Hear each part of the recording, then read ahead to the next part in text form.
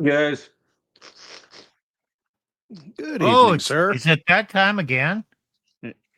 we're back on Must be another Wednesday Wednesday. night. The Yes. troublemaker's back. Yeah, three Spurgs talking about crap for 2 hours. Yeah, it's that time. Hey, if this is being a Spurg, I'll take it. I got to get that money's muscles and game, guys. Guarantee to get a woman, apparently, you know. Yeah, okay. You know what? That's true. But will it keep a woman? Yeah. Will it keep a woman? I'm going to go with Steve here. No. I can get a woman with money, muscles, and game. I can get them. Not a problem. Keeping them, on the other hand, we're just bombarded with evidence every single day that is not enough. And I think there's a reason for that. But I'll let Nick take it away here. I have my thoughts. Oh, of course it's not enough because there's more to a person than money, muscles, and game. You're not going to keep anybody with that crap. But that's not really the subject of today. I'm getting the cart before the horse, guys. We like to do that. But you know what? It seems like if I'm using money, muscles, and game to get a woman, she's not mine. It's just my turn. Does it flow? Yeah. Maybe, but also women make their own decisions, guys. They have agency. Sometimes it just doesn't work out. You mean I can't convince them to stay by the power of my muscles? No, Plutarch. You need to use logic for that. I've been married for 8 years. I can tell you right now, that ain't the answer. Well, Dalrock does give. That's going to be some of the subject. Old Dalrock, who left the Manosphere in what 2020, left the RP in 2020. Yeah, was he speaking to women or to men? Anon. Yeah, there's sometimes he spoke to women, but his audience was men. Hey, I was around and I was a frequent commenter there. There's probably 20 regular male commenters.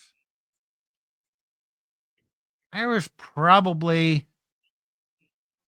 3 to 5 female commenters that participated on a semi-regular basis. And the guys who, in addition to that 20, there were probably another 80 guys who, occasionally commented. So, yeah, there were way the hell less women reading that than men. So we got Old Wisdom over here, 7-man. So I am by no means the Dalrock expert. I think Steve probably knows a little bit more about Dalrock than I do. But it's my turn, and I chose this subject. We're talking about Dalrock and the old red pill, Dalrock and the Manosphere and all that. And it's like there's this vacuum that has been left in the RP. It's not the same as it used to be. And we kind of find ourselves tending to fill that vacuum a little bit. And I don't think we did so on purpose. But we can kind of resonate with Dalrock's message. And I want to point out here before we get too far down this road that for all you Spurgs out there, yes, this is not the only reason the RP is having a bit of a identity crisis right now. We know there's a lot going on, but this is this is one of our things that we've been talking about a lot behind the scenes, and we think that this is a large chunk of what's going on. Well, So, guys, what is the RP? Didn't we do an episode on that? What is missing from the doll rock era? All right, we can go there. We attempt, the three of us, kind of attempt to bring some of that back inadvertently. Because in the doll rock era, there were multiple men commenting. They gave time to think about things, and they commented, and the discussions, and Nick is not going to show any of the discussions, comments that ensued after a doll rock post. Most of the action happened in the comments. Doll rock would post something, he'd start the ball rolling, and then there would be comments.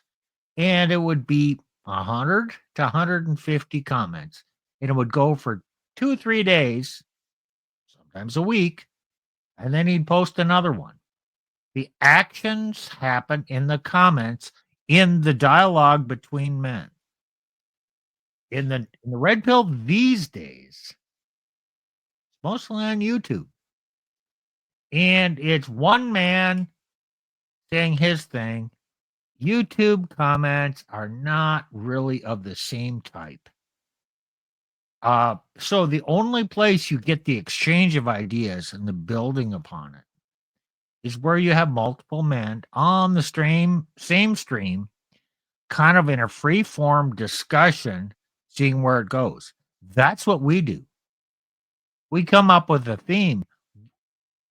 Believe it or not, we do not have it scripted out where we're going. It's kind of a free form.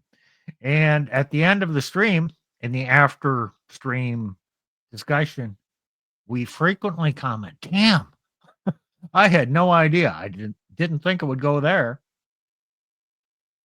So, Well, so Steve, I just to comment on that a little further, Twitter has become a bit of a new place, but the speed at which things fall off the timeline makes it very difficult to have that kind of blog comment conversation.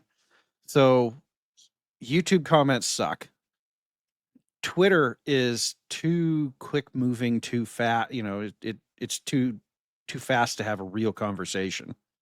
So I would argue that, yeah, I mean, we're on stream, we're having these conversations. This is as good as it gets right now. And I mean, for as much as we try to come up with new ideas, there's not a lot of places and methodologies of doing that anymore. well, we have come up with many new ideas on our streams. Yes, we have. The problem Right. is, when we put them out there, it's like talking into the abyss. Yes. There's Sometimes they get nothing. picked up on. Sometimes they pick up on it. That's though. true, Nick. Okay, That's true. but we have to be aware of how the idea is propagated elsewhere. We don't get any direct feedback.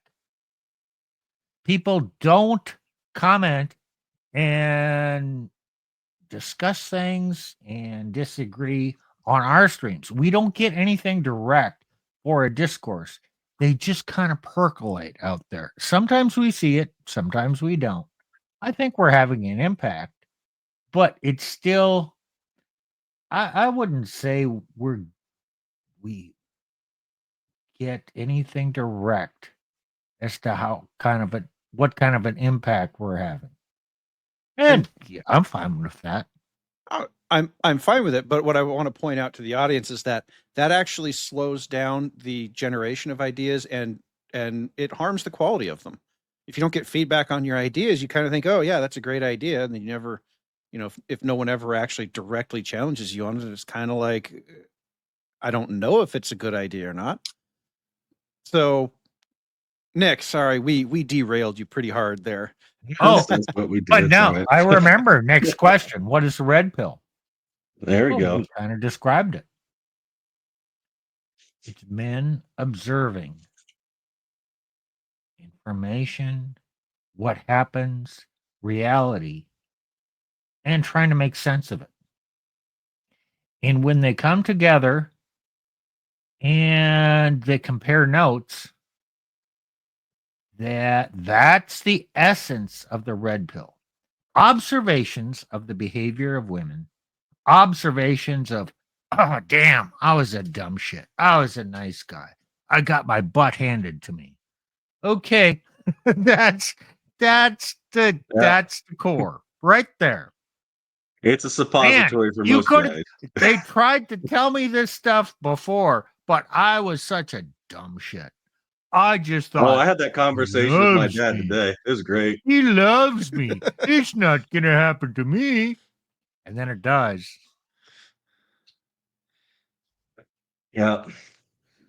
I talked to my dad today, saying, "Hey, we're talking about all this stuff," and he's like, "Oh," I'm like, "Yeah, basically, you know, a lot of times, we try to help a guy. A guy will say something, he'll see something, say something. And he's like, you hope they listen, but I was like, but they're not going to listen." And I said, they didn't listen. I didn't listen. Men don't always listen, do they, Dad? He's like, he started laughing. I didn't fucking listen. Yeah, us guys, we kind of have to.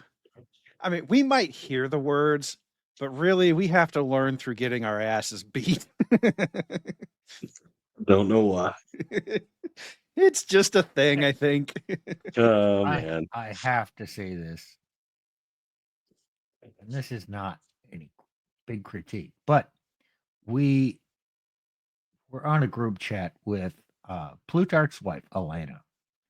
She gets all excited and she wants to go tell the world the truth and expect that people will listen. And if I just do this and that, things will change. And us guys say, no. We've been there. We've tried that. It doesn't change. Yeah, you're basically like the prophet in the wilderness, speaking truth, but nobody's going to listen, or very few. So get don't get so worked up that you're going to change the world. We're not changing the world here. We're in a little corner and we speak some truth. Maybe one or two guys will gain something from it, but they have to have the right experiences before they're receptive to what we say. Well, and Also, but it's good that they listen to what the truth, right? So the red pill is a moral good. Oh yeah, we had an episode on that too. Sorry guys, it's not just a mere praxeology. well, Oh, here, what are you saying? It's not amoral? No, truth is not amoral. and hearing the truth, even if you don't accept it at the time, when the lesson does come for you, and it will come for you, you heard the truth, and you will recognize the truth then. So, yeah, okay, we're screaming into the void, but there's some pretty solid men in our chat right now, and yeah, they're lighting it up. Good to see y'all. Welcome in. Um, but and I believe every one of you guys in the chat have been through some pretty heinous shit yourselves. So you're on the other side of this whole, have to find out. But the most men, once, as long as they've heard the truth, they'll accept it once it's demonstrated to them. And that's another thing that I think the red pill is really about. Even if we're talking to guys who haven't been destroyed yet, when they do get destroyed, they're gonna be more able to recover mentally, Hey, emotionally, I'm and gonna interrupt physically. right there. Okay, go for it. I'm gonna interrupt right there. So, a lot of people say, "Oh, it's amoral." No, no, no, no. Helping men is a moral good. By the way, The Rational Male, the book, it's great. Roll a great book. Saving men's lives is a moral good. I know that's your slogan, and that's a moral good. Get over it. Yeah, it is. It just is. Sorry, Rolo. You're doing a moral good. Shame on you. Here's the other thing. What Plutarch just said. Nick already affirmed. Basically told us, yeah, his dad told him the truth. He didn't listen. And he learned. Now he comes back to his dad and says, Dad, yeah, damn, you were right. And his dad just says, yeah. Okay, I knew you weren't that's gonna the listen. story of men, okay? Oh, Okay, Shu. Oh, but- I've got a comment from Shu I want to pull up here. cool. Only a wise man with humility will hear out and implement another's correction. Shu, you are correct. Which really speaks to how few wise men there are in this world. Oh, and why a young man doesn't do that. He lacks humility. What comes as a man gets older? He gains some humility. Maybe. Hopefully, wisdom. Maybe that's the fact that gives him the wisdom, because now he has humility instead of bluster.